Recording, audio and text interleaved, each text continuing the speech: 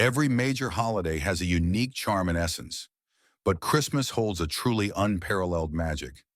It's no surprise that among the billions of people who celebrate it worldwide, many regard it as the most wonderful time of the year.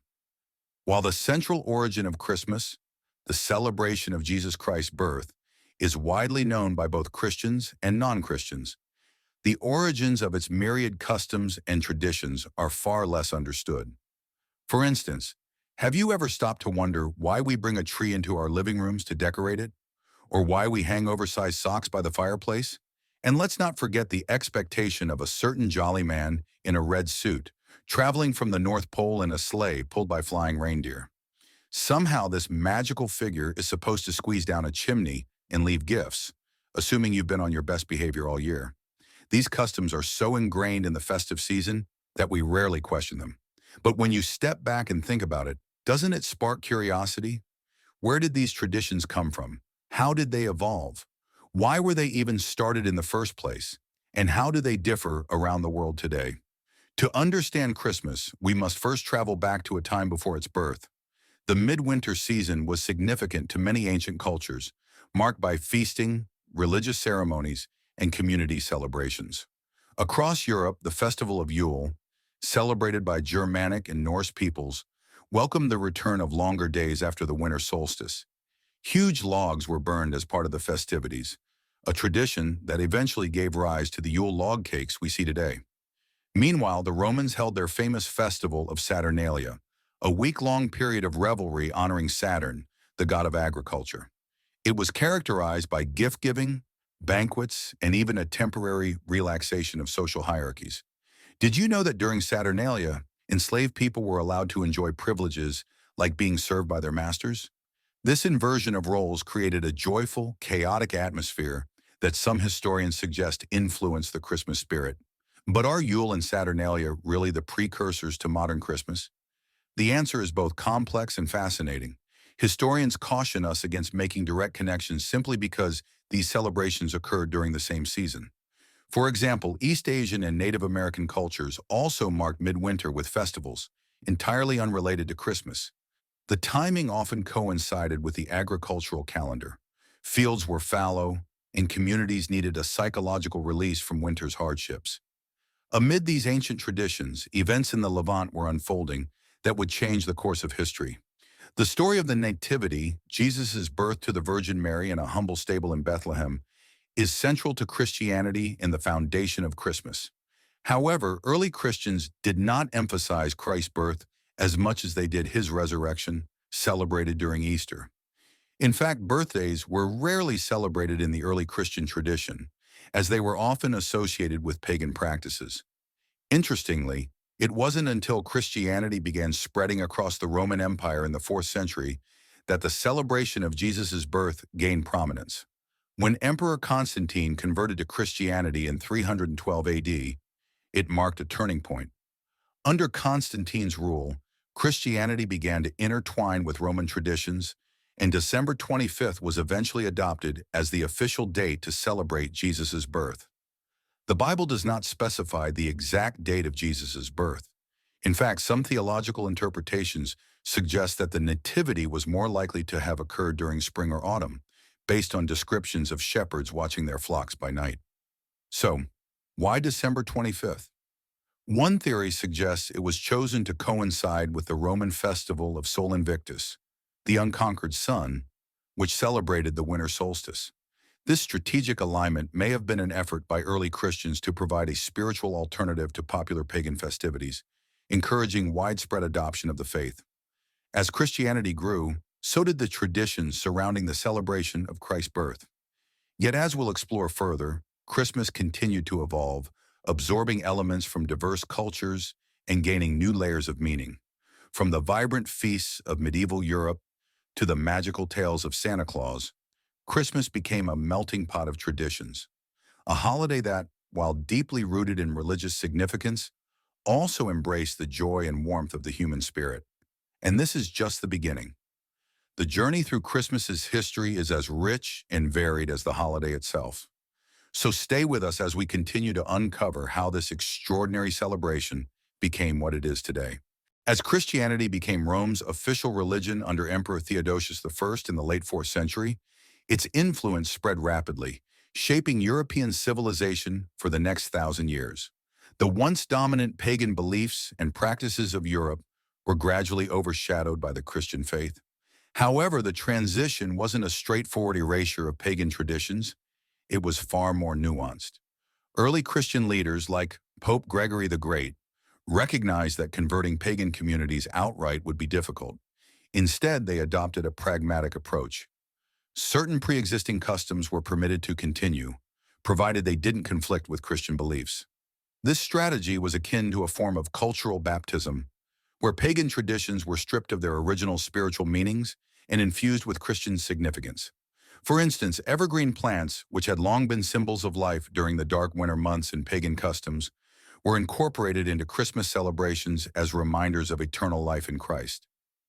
This adaptive strategy helped ease the transition for converts, allowing familiar rituals to persist under new religious meanings. A lingering question remains. Why was December 25th chosen as the date to celebrate Christ's birth? Many assume it was to replace pagan festivals such as Yule, Saturnalia, or the Roman celebration of Sol Invictus, the birth of the unconquerable sun.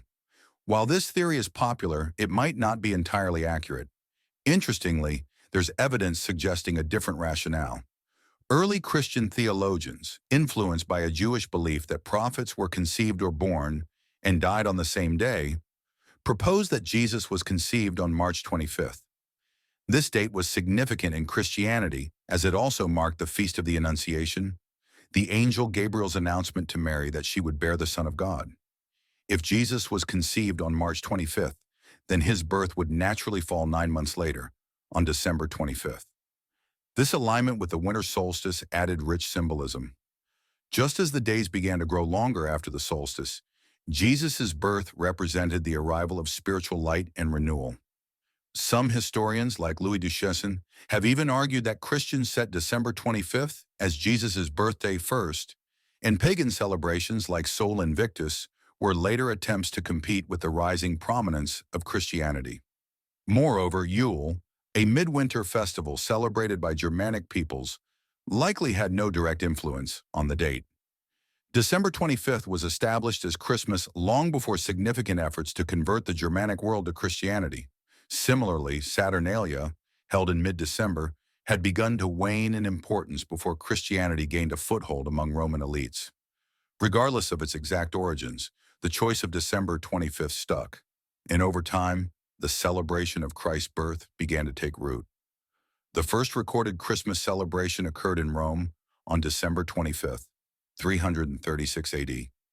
While we know little about these early observances, they mark the beginning of a holiday that would evolve dramatically over the centuries. Following the fall of the Roman Empire, Europe entered the early Middle Ages, a period that saw significant development in the Christmas season. Interestingly, Christmas itself was not the most celebrated event during this time. Instead, Epiphany, held on January 6th, was more prominent. This holiday commemorated the visit of the Magi to the infant Jesus and, in the Eastern Christian tradition, also celebrated Jesus' baptism. Did you know that in some Eastern Christian communities, Epiphany originally included the Nativity as part of its observance? It was only later that Christmas and Epiphany were celebrated as separate events, with December 25th focusing on Christ's birth and January 6th on the revelation of Jesus as the Son of God. These early medieval Christmas celebrations would seem unfamiliar to us today. They lacked many of the traditions we associate with the holiday, such as decorated trees, stockings, and Santa Claus. Instead, they were simpler, often centered on religious observance and communal gatherings. It was a holiday still in its infancy, slowly growing and changing over time. This period of development set the stage for the rich and diverse tapestry of Christmas traditions we recognize today. But the journey was far from over. The story of Christmas's transformation into a global celebration filled with joy, wonder, and a touch of magic continues in the centuries that followed. In modern Western Christianity, the Feast of the Epiphany, celebrated on January 6th, focuses primarily on Jesus' appearance to the Magi, symbolizing his first revelation to the Gentiles. In the Eastern traditions, however, Epiphany holds a deeper emphasis on the baptism of Jesus, marking the moment of divine affirmation of his mission. The period between December 25th and January 5th, known as the 12 Days of Christmas, carries its own rich traditions. Today, these 12 days are largely overshadowed by the commercial buildup to December 25th. But in the past, they were the centerpiece of the Christmas season. These days were marked by joy, communal feasting, and revelry, with Christmas Day serving as the starting point of celebrations rather than the conclusion. In early medieval Europe, the Christmas season was preceded by the period of Advent. Unlike today's retail frenzy that seems to kick off in mid-October, Advent offered a deeply spiritual preparation for the holiday. It began on Advent Sunday, the fourth Sunday before Christmas, and lasted until Christmas Eve. Advent wasn't just about anticipation. It was also a time for fasting, prayer, and reflection as Christians prepared their hearts to commemorate the Nativity. Today, some traditions still honor Advent as a period of reflection, marked by the lighting of candles on an Advent wreath each Sunday. However, the commercialization of the season has largely shifted attention to Black Friday sales and holiday decorations long before Advent begins. The date of December 25th gained additional significance in 800 AD, when Charlemagne was crowned Emperor of the Romans on Christmas Day by Pope Leo III. This monumental event reinforced the importance of the holiday, with many monarchs in subsequent centuries choosing the same date for their coronations. By the High Middle Ages, around 1000 AD, Christmas had become a firmly established time for feasting, celebration, and religious observance across Europe. Interestingly, as Christianity spread across the Germanic and Celtic worlds, it absorbed and transformed many of their existing winter festivals. Even as these regions embraced Christianity, their terminology for the holiday often retained echoes of their pagan past. For example, in Scandinavia and parts of the Germanic world, Christmas continued to be called Yule, a term rooted in pre-Christian winter solstice celebrations. Similarly, Anglo-Saxon England adopted the term Christus Mass, meaning Christ's Mass, from which the modern English word Christmas is derived. Across Europe, other languages reflect the central theme of the Nativity. Noel in French, Navidad in Spanish, Natal in Portuguese, and Natal in Italian, all of which stem from the Latin word natalis, meaning birth. Meanwhile, in German, Christmas is called Weihnachten, or Holy Night. The 12 days of Christmas remained a cherished tradition throughout medieval Europe and into the early modern era. During this time, much of daily life slowed down, as agricultural work was limited in the winter months. These 12 days became a rare opportunity for extended celebration, creativity, and rest. In England, the holiday season was marked by vibrant customs, many of which might surprise modern observers. Wearing disguises was a popular practice, as was the playing of music, the telling of stories, and gift-giving. Feasts abounded, accompanied by drinking and the playing of games, from blind man's bluff to chess. Sports such as bowling, wrestling, and even ice skating became staples of the festive season, and snowball fights likely added their own touch of frosty fun. Among the poor, a unique tradition emerged. Groups of revelers would don costumes and go door to door, performing short plays, singing songs, or offering other forms of entertainment in exchange for food, drink, or small gifts. This practice, often associated with mumming or wassailing, was both a means of celebration and a way to bridge social divides, bringing rich and poor together during the season of goodwill. These customs, vibrant and varied, reveal a time when the Christmas season was not confined to a single day, but spanned nearly 2 weeks of communal joy, religious reflection, and cultural exchange. However, the evolution of these traditions didn't stop there. Christmas would continue to transform in the centuries to come, adapting to new cultural contexts and societal shifts while retaining its core message of hope and renewal. The tradition of going door to door during the Christmas season, often in costume and demanding food or drink, wasn't always as innocent as it might sound. Groups of revelers could be rowdy, demanding figgy pudding or any treat, and making it clear they wouldn't leave until their requests were met. For those who refused, the revelers sometimes played pranks or caused minor havoc. In many ways, this mischievous tradition foreshadowed modern Halloween practices, where trick-or-treaters carry out a more sanitized and playful version of these demands. By the 12th century, evergreen plants had become a popular choice for Christmas decorations in England. These plants symbolized endurance and life during the harsh winter months. While it's clear that evergreens such as holly and ivy were commonly used, the role of full evergreen trees in these early traditions is less certain. However, this growing association between evergreens and Christmas eventually paved the way for the decorated Christmas trees we know today. Christmas in late medieval and early modern Europe was a time of extensive celebration, often marked by exuberance that might surprise modern sensibilities. The festivities bore traces of the carefree spirit of ancient Saturnalia, though the connection isn't definitive. One of the most intriguing traditions was the selection of a Lord of Misrule, or in some regions, the King of the Bean. This figure, chosen by finding a hidden bean in a festive cake, held a temporary position of authority, playfully commanding the revelers to perform humorous tasks.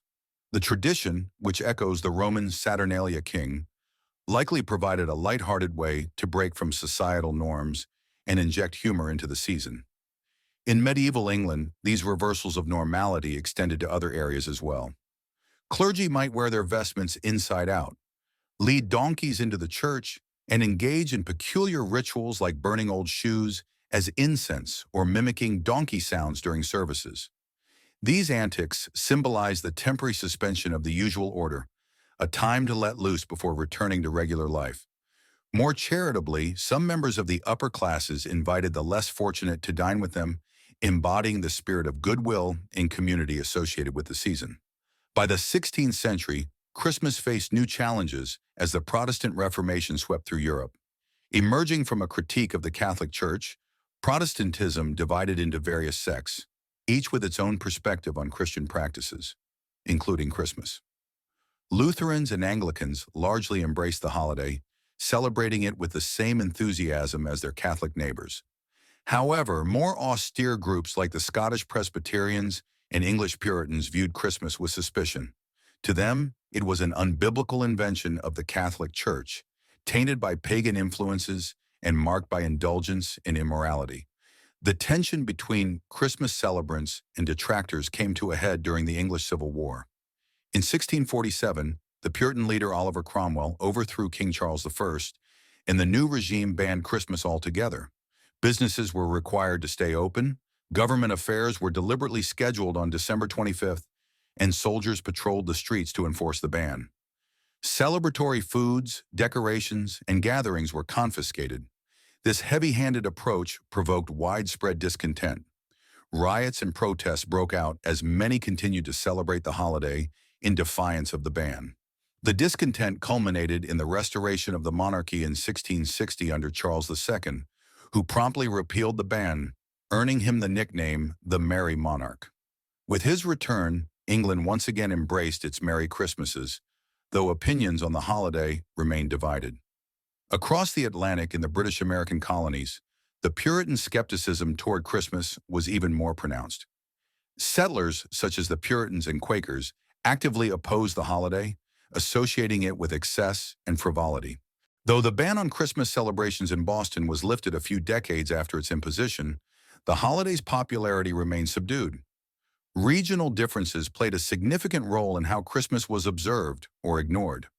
In the northern colonies, Puritan traditions often led to the holiday being neglected or outright scorned, while in the southern colonies, Christmas enjoyed more acceptance and festivity. The American War of Independence in the late 18th century dealt another blow to the holiday's prominence. In the fervor of rejecting English traditions, Christmas, along with many other holidays tied to Britain, was stripped from the calendar. Its celebration dwindled even further, becoming almost invisible in many parts of the newly formed United States. The American Puritans were not the only ones to suppress Christmas. At the end of the 18th century, French revolutionaries also sought to erase the holiday. Figures like Maximilien Robespierre, leading a nation striving to divorce itself from religious traditions, viewed Christmas as an obstacle to their secular ideals. Churches were repurposed, religious observances were discouraged, and Christmas became a casualty of the radical cultural upheaval. A similar approach was later taken by the Soviets in the 20th century. Following the Bolshevik Revolution, the Soviet government viewed Christmas as a symbol of religious and bourgeois values incompatible with communist ideology. Efforts were made to suppress its observance, replacing it with secular celebrations like New Year's Day. Despite these challenges, Christmas proved resilient. By the 18th century, the holiday began to re-emerge in various forms, though the celebrations remained quite different from the ones we recognize today. Modern Christmas, with its emphasis on family, goodwill, and religious observance, owes much to the 19th century. This period marked a turning point in the holiday's character, transitioning from the raucous and often rowdy festivities of earlier centuries to the calmer and more structured celebration we know today. This transformation was particularly pronounced in Victorian England, Germany, and America. The Victorians embraced Christmas with vigor, reshaping it into a holiday centered on morality, family, and generosity. No figure embodies this shift more than Charles Dickens, whose 1843 novella, A Christmas Carol, became a cornerstone of the new Christmas spirit. Dickens's story of Ebenezer Scrooge's redemption captured the essence of the evolving holiday: charity, compassion, and the importance of human connection. It resonated deeply with audiences and played a significant role in popularizing the values associated with Christmas. However, Dickens was not alone. Writers like Washington Irving also contributed to the holiday's growing popularity in America. Irving's works romanticize Christmas as a time of community and warmth, influencing the American perception of the holiday and encouraging its revival. As Christmas gained traction, its traditions began to evolve and solidify. Familiar elements, such as decorated Christmas trees and the figure of Santa Claus, started to take recognizable forms during this era. These traditions were a blend of ancient customs, modern innovations, and cultural imports, particularly from Germany, where Christmas trees were already a beloved symbol of the season. Immigration played a significant role in shaping the American Christmas. German immigrants brought their customs to the United States, blending them with Anglo-American traditions to create a uniquely American celebration. Meanwhile, the lingering puritanical resistance in the Northeast ensured that acceptance of Christmas as a national holiday would come more slowly in America than in Europe. By the early 19th century, Christmas was still far from a universal celebration in the United States. Many Americans viewed it with indifference or disdain, as reflected in an 1805 letter from a Southerner studying at Princeton.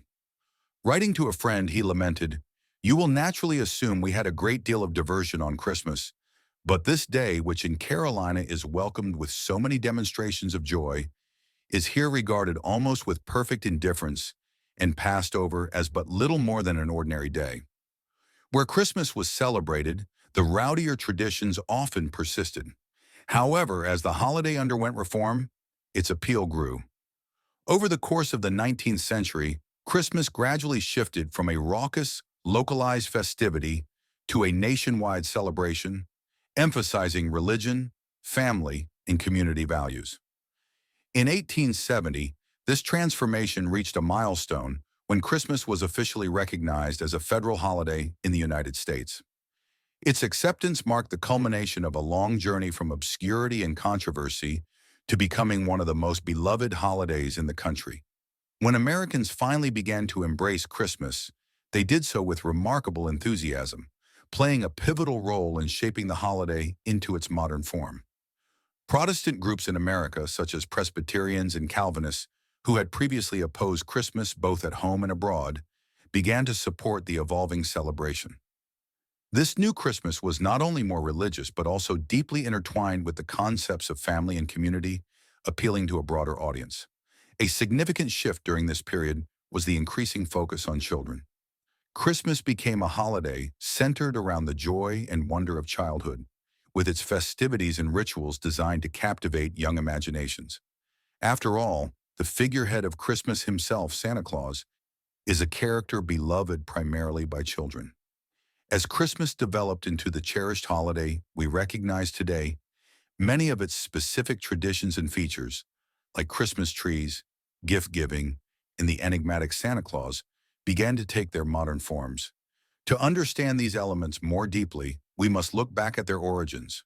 Perhaps no Christmas tradition is more iconic than the figure of Santa Claus.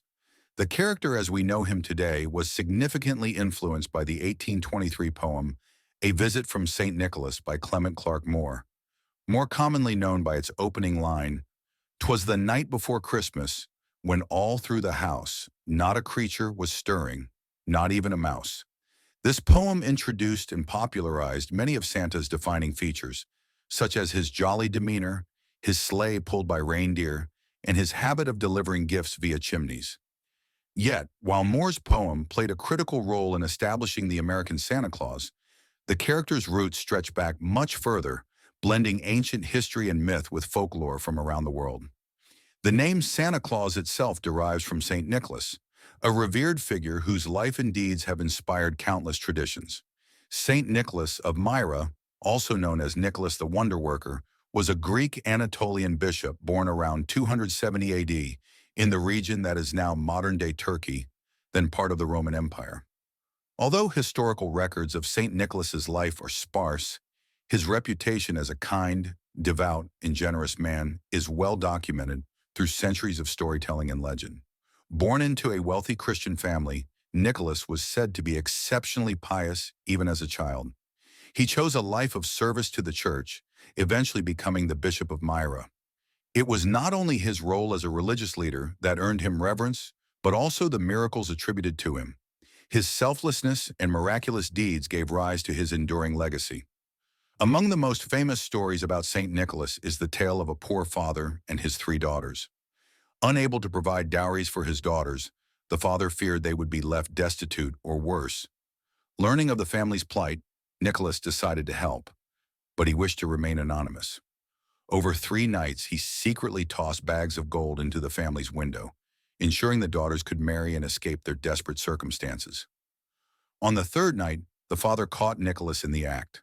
However, Nicholas swore him to secrecy, epitomizing his humble desire to aid others without seeking recognition. This story exemplifies the qualities for which St. Nicholas became renowned: his generosity, his compassion for the poor, and his special concern for children. These virtues made him a beloved figure throughout Europe during the Middle Ages and a natural inspiration for the Santa Claus we celebrate today. The veneration of St. Nicholas grew rapidly, and his feast day, December 6th, became a significant date in medieval Christian Europe.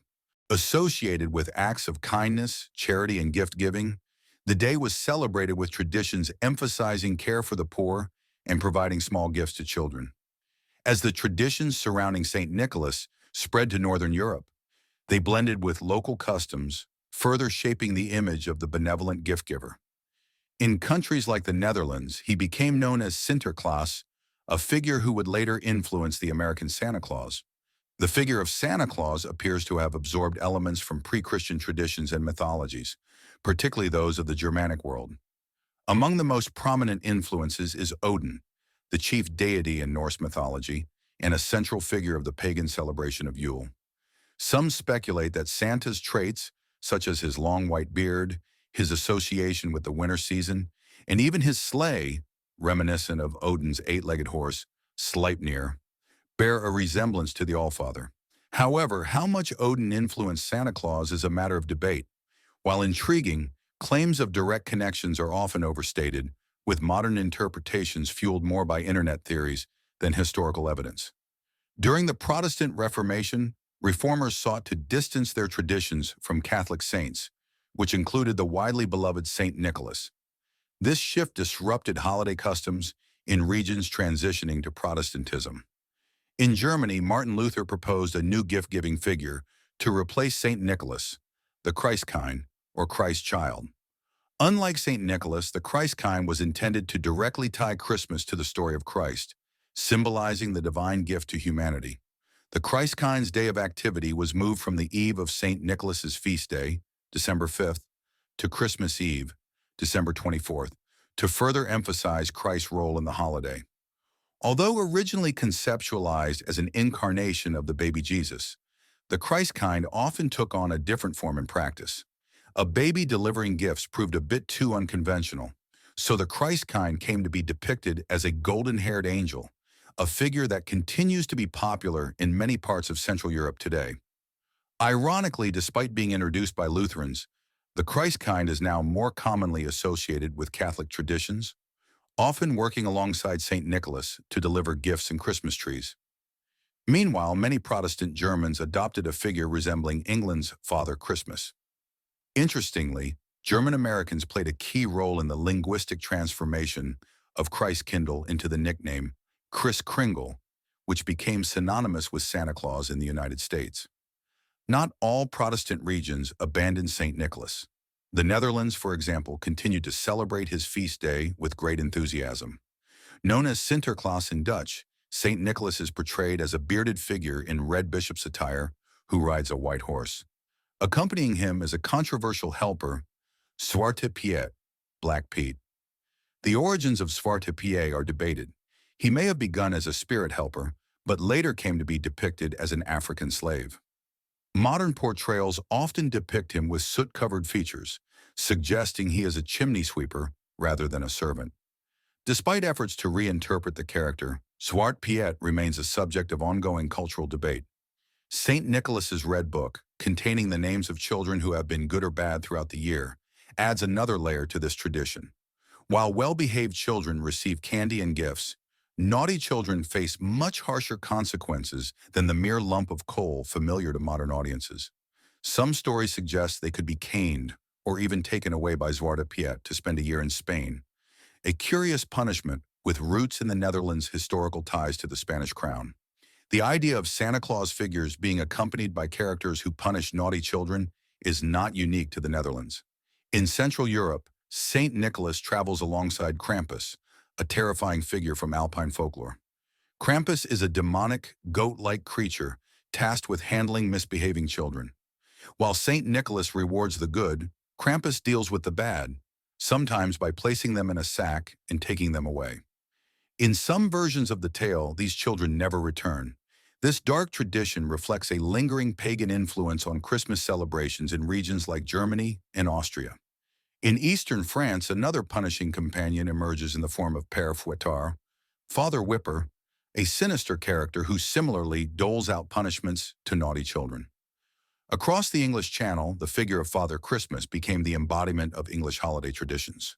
While St. Nicholas rewards the good, Krampus deals with the bad, sometimes by placing them in a sack and taking them away. In some versions of the tale, these children never return. This dark tradition reflects a lingering pagan influence on Christmas celebrations in regions like Germany and Austria. In eastern France, another punishing companion emerges in the form of Père Fouettard, Father Whipper, a sinister character who similarly doles out punishments to naughty children. Across the English Channel, the figure of Father Christmas became the embodiment of English holiday traditions. Unlike St. Nicholas, Father Christmas did not originate as a gift giver for children. Instead, he represented the festive spirit of the season, personifying merriment, feasting, and the joy of the traditional English Christmas. Father Christmas's origins date back to at least the 15th century, predating the Protestant Reformation. During the Puritan ban on Christmas in the 17th century, he became a symbol of resistance to the suppression of traditional celebrations. Initially, Father Christmas's role was more symbolic than functional. However, his image began to evolve during the Victorian Christmas revival. In this era, he became more closely aligned with the gift-giving traditions associated with modern Santa Claus. One popular depiction of Father Christmas from this time shows him as a great, jovial man, akin to the Ghost of Christmas Present from Charles Dickens's A Christmas Carol. He is often depicted seated before a grand feast, dressed in a green robe trimmed with fur and crowned with a wreath of holly. It is fascinating how Santa Claus evolved into a figure with such a rich tapestry of influences, seamlessly blending myth, culture, and commercialization.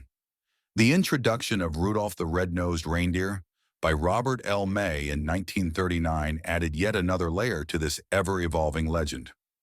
Rudolph's story, penned as a booklet for Montgomery Ward, was initially a marketing strategy, but quickly captured the public's imagination. His glowing red nose, once a source of ridicule, became a symbol of individuality and triumph, mirroring broader themes of resilience and acceptance. The story became even more ingrained in popular culture when May's brother-in-law, songwriter Johnny Marks, transformed it into the famous song in 1949, immortalizing Rudolph as the ninth reindeer. Rudolph's tale not only expanded Santa's team, but also reinforced the magic and inclusivity that Santa embodies, a figure who delivers joy to all, regardless of differences. By the mid-20th century, Santa Claus had become an indispensable part of Christmas celebrations in America and beyond, and his image was increasingly used in marketing. Coca-Cola's campaigns in the 1930s are particularly notable for cementing the jolly red-suited Santa we know today. The company's ads, created by Haddon Sundblom, portrayed Santa as a warm, grandfatherly figure enjoying a Coke during his Christmas Eve rounds. These images resonated with audiences worldwide and solidified Santa's modern look. Other brands followed suit, associating Santa Claus with everything from toys to department stores. Macy's iconic Thanksgiving Day Parade helped make Santa's arrival the official start of the holiday shopping season. The post-war consumer boom further fueled the association between Santa and commercialism, as Christmas became as much about giving gifts as it was about family and tradition. Santa's image transcended national boundaries, adapting to local traditions while maintaining his core identity. In Canada, for instance, Santa is known as Père Noël, and in Finland, he's referred to as Joulupukki, meaning Christmas goat, which harks back to earlier pagan traditions. In Japan, where Christmas is largely a secular celebration, Santa is embraced as a symbol of goodwill and joy, often depicted with a uniquely Japanese twist. Yet not every culture has fully embraced the modern Santa Claus. Some regions have maintained older, more traditional figures like Russia's Ded Moroz or Grandfather Frost, who is often accompanied by his granddaughter Snegurotchka. These figures, while similar in their roles as gift givers, reflect distinct cultural histories and values. Santa Claus continues to evolve, shaped by changing societal norms and creative reinterpretations. Today, he's not just a figure of myth, but a character in countless movies, books, and TV shows. From the nostalgic portrayals in Miracle on 34th Street to the comedic twists in films like Elf and the Santa Claus, Santa remains a versatile and beloved figure. His appeal also lies in the universal themes he represents: generosity, joy, and the magic of childhood wonder. Despite criticisms about the commercialization of Christmas, Santa Claus endures as a symbol of hope and kindness, reminding people of the importance of giving and togetherness. Santa Claus, as we know him today, is the culmination of centuries of storytelling, cultural blending, and creative reimagining. From the humble origins of St. Nicholas in 4th century Myra to the jolly red-suited icon celebrated worldwide, his journey is a testament to the enduring power of myth and tradition. Each retelling adds a new layer to his story, ensuring that Santa Claus will continue to bring joy and inspiration to generations to come. Santa Claus is not just as the man who delivers presents, but as a symbol of generosity, unity, and the enduring magic of the holiday season. The 15th and 16th centuries saw the steady growth of what we now recognize as the Christmas tree tradition, particularly in German-speaking regions. These early Christmas trees were not quite like the ones we know today. Often referred to as paradise trees, they were primarily used in religious mystery plays performed around Christmas, especially on December 24th, which was traditionally celebrated as the feast day of Adam and Eve. These plays told the biblical story of creation and the fall of man, and the decorated tree symbolized the Garden of Eden. Apples hung on the branches represented the forbidden fruit, while wafers symbolized Christ's sacrifice and redemption. By the 16th century, the paradise tree began to transition from a theatrical prop to a household custom in parts of Germany. Families would bring small trees into their homes and decorate them in a manner similar to the mystery play trees. Martin Luther, the Protestant Reformer, is sometimes credited with popularizing the Christmas tree as a domestic tradition. According to legend, Luther was inspired by the sight of stars shining through evergreen branches during a nighttime walk. He supposedly brought a tree into his home and decorated it with candles to recreate the effect for his family, emphasizing the light of Christ coming into the world. As the tradition developed, decorations became more elaborate and diverse. Apples and wafers remained common, but nuts, sweets, and small trinkets were also added. By the 17th and 18th centuries, Glass ornaments and candles began to replace simpler adornments in wealthier households. The inclusion of candles, in particular, added a magical quality to the tree, but also made it a significant fire hazard, something many 19th century writers and illustrators remarked upon. The tradition of the Christmas tree remained largely confined to Germany until the 19th century. It was German immigrants who brought the custom to other parts of Europe and the Americas, where it gradually gained popularity. By the early 19th century, Christmas trees were a fixture in royal courts across Europe, including the court of Queen Charlotte, the German-born wife of King George III of England, Queen Victoria, Prince Albert, and the popularization of Christmas trees. The Christmas tree's breakthrough moment in the English-speaking world came during the reign of Queen Victoria. In 1848, an engraving published in the Illustrated London News depicted the royal family gathered around a decorated Christmas tree at Windsor Castle. Prince Albert, Victoria's German-born husband, had introduced the tradition to the British royal household. The image captivated the public, and the Christmas tree quickly became a fashionable symbol of the holiday season. Across the Atlantic, the image of the Christmas tree spread to the United States, where German immigrants had already been quietly practicing the custom in certain communities. By the mid-19th century, it was embraced by a broader American audience, with popular magazines like Godey's Lady's Book publishing illustrations of festive Christmas trees and offering decoration tips. By the late 19th and early 20th centuries, Christmas trees were firmly established in Europe and North America, and innovations continued to enhance the tradition. Electric Christmas lights, invented in the 1880s, replaced candles, making trees safer and more dazzling.